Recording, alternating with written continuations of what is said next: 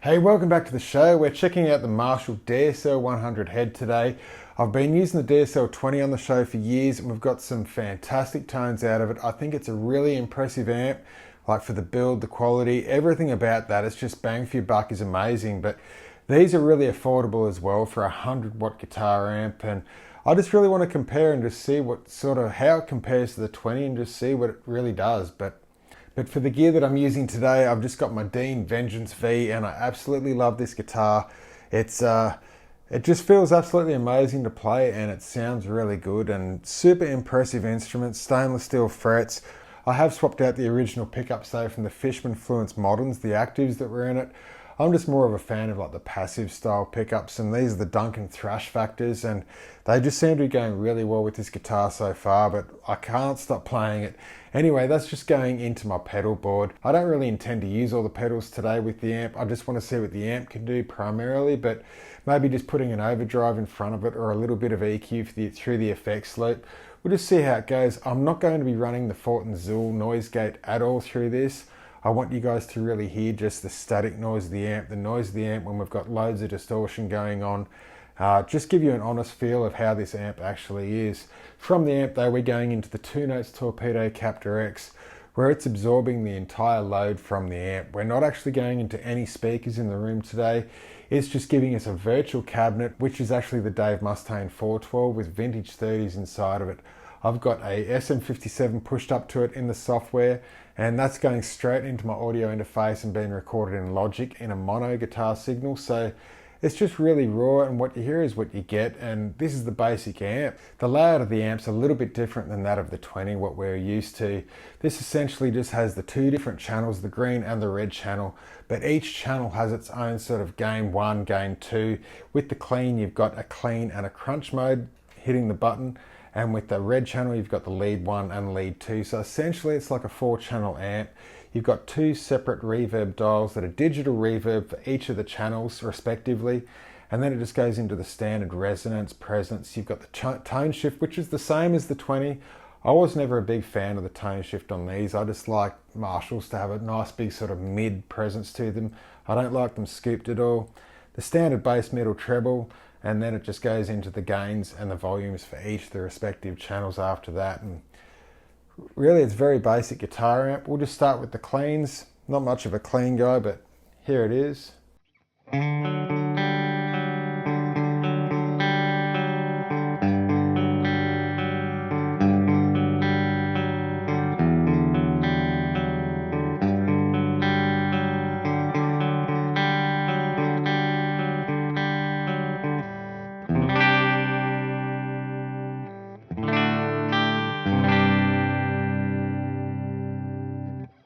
I can't complain at all with that. That's quite a nice clean channel actually. At the individual notes rang out nice, it seemed really balanced. It's definitely a step up from the 20. The clean channel with the 20 it's poor, but this is actually quite nice. So I'll just try pushing that clean channel. The old JCM 2000, when I used to push the clean channel, I had one back in the day and it was a fantastic amp. It was just really unreliable. But I found that when I pushed the clean channel and just went into crunch mode, and I turned the gain about to like 6 or 7 or so and ran an overdrive in the front, it used to just sound awesome. But we'll just simulate that. I've got the Zakk Wylde overdrive from the day. It sounded great with the amp in the past, so I guess I'll just see how it goes with this one.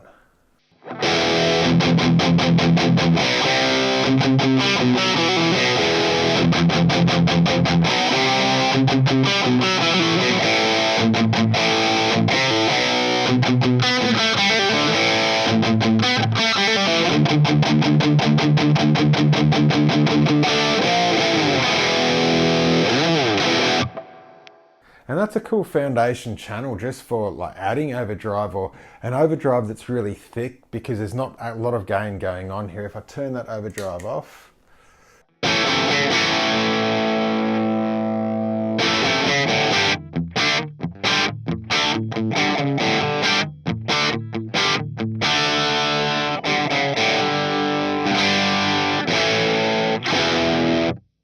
it's not quite JCM 800. If I was to turn up that gain and the crunch a little bit too much, I think things start to flub out. The gain on these really acts like a resonance sort of control as well and adds a lot of bass, and things get really thick and murky, but this is it gone up to full.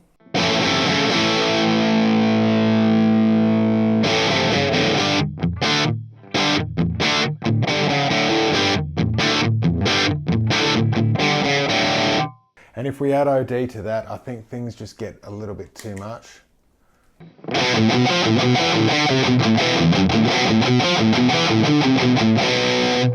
But if we just bring that back down a little bit.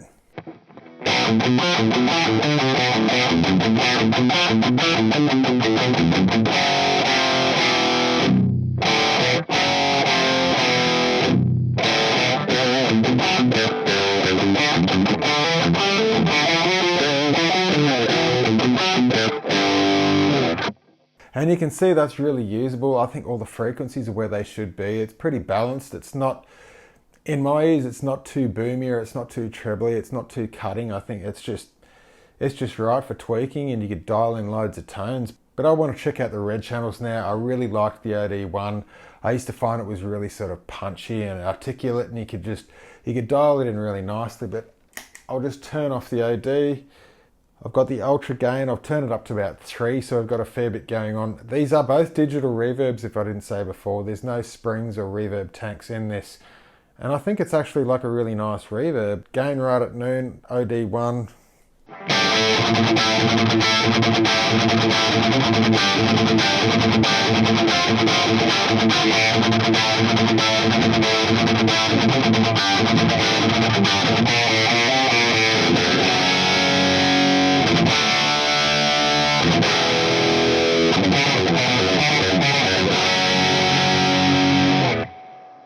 And that's just such a cool channel. I was actually blown away when I first heard that. I'm just pushing a fair bit of mids and a bit of reverb, and you've just got this classic rock tone. It really is just like a modded plexi sort of tone. You can really hear that sort of kerrang and the splash coming out of the chords. It's articulate, you can hear everything. It's a really cool channel. I think it's awesome. It's just great for all those earlier sort of rock riffs before too much distortion was laid in.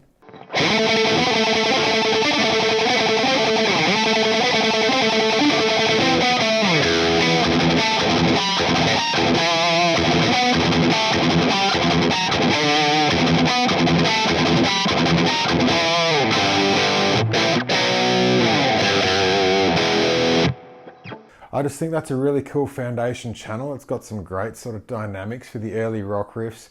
The chords really ring out. It's nothing wrong with that at all. I think now if you just run a little bit of OD or you run some EQ through the loop, I think you could just about convert that to sound whatever you want it to be. We'll just try a bit of OD. Presence we'll just take back to about 4. Bass we'll leave at noon. Mids right up. They just sound great on Marshalls. Treble. We'll just see how this sounds. Should be a good thrash tone, I think.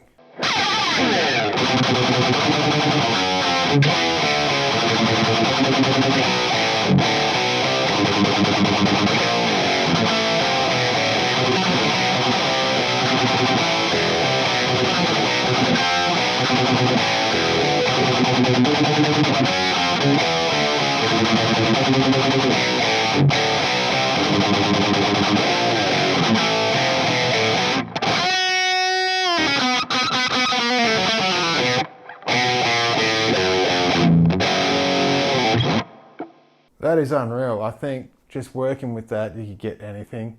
We'll just try now using those same settings. If I just utilize the Puppet Master EQ in the effect slip, we'll just test that out and just see how that sounds. I've got a little bit more bass going on in that. We're cutting some mids and just adding a little bit more treble and hopefully just get that Ride the Lightning style tone. On top of that, we might just try a different virtual speaker within the Captor X, and we'll try the G1265s that were used on Ride the Lightning. I've just got it as a preset, and I think this should be close.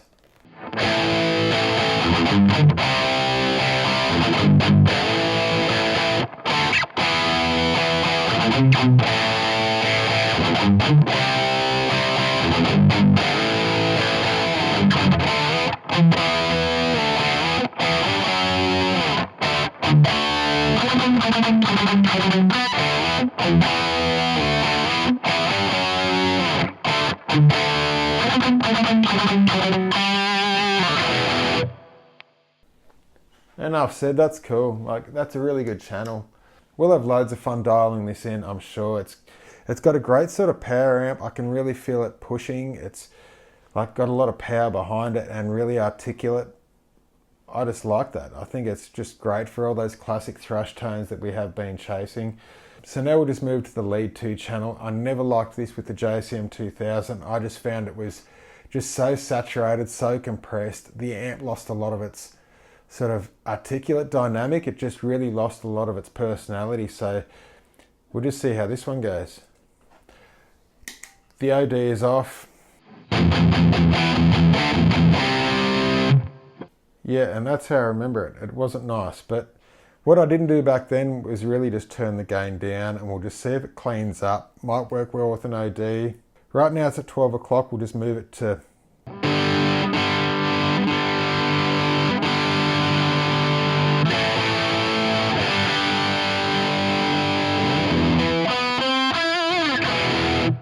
I'll flick it back to the Dave Mustaine cab, and we'll just explore this amp on that lead 2 setting. I just want to really see if there's anything more to that, if it's actually usable in any way. So we'll just see how this goes. I've just got the gain wound back. We're using a little bit of overdrive in the front, nothing else. The reverb's still on.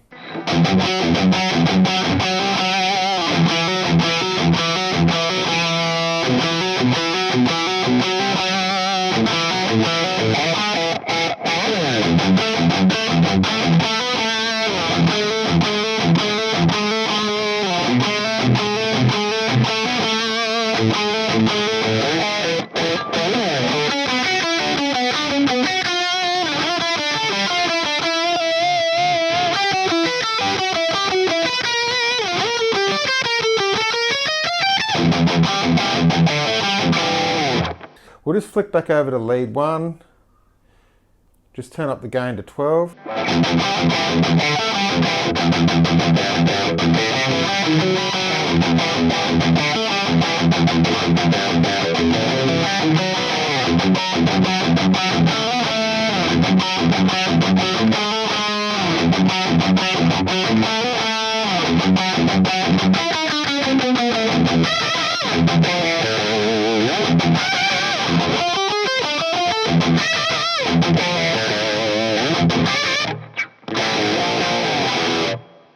That's a much better channel. I think it just seems tighter, and it's, I don't know, it just seems a lot better. But again, back to channel 2. I've left the OD on.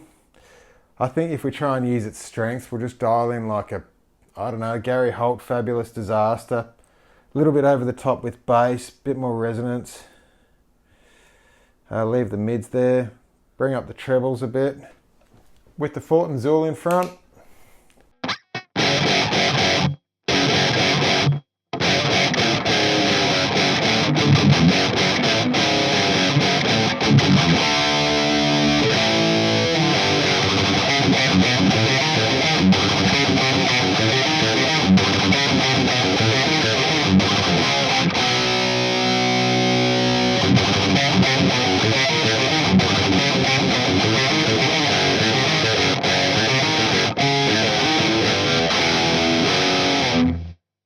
And that's actually usable for that.